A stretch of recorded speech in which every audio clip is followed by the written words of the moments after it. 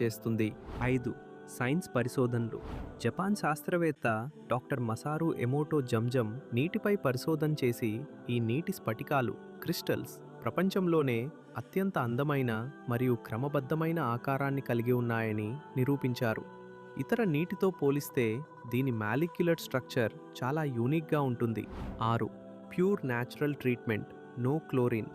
మనం తాగే మున్సిపల్ నీటిని శుద్ధి చేయడానికి క్లోరిన్ వాడుతుంటారు, కానీ జంజం నీటికి ఎలాంటి కెమికల్ ట్రీట్మెంట్ అవసరం లేదు. భూమిలో నుండి వచ్చినప్పుడు ఎలా ఉందో మనం తాగేటప్పుడు కూడా అలాగే సహజమైన స్వచ్ఛతతో ఉంటుంది. 7. చరిత్ర, ద మిరాకిల్ ఆఫ్ ఇష్మాయిల్ అలైహిస్సలాం.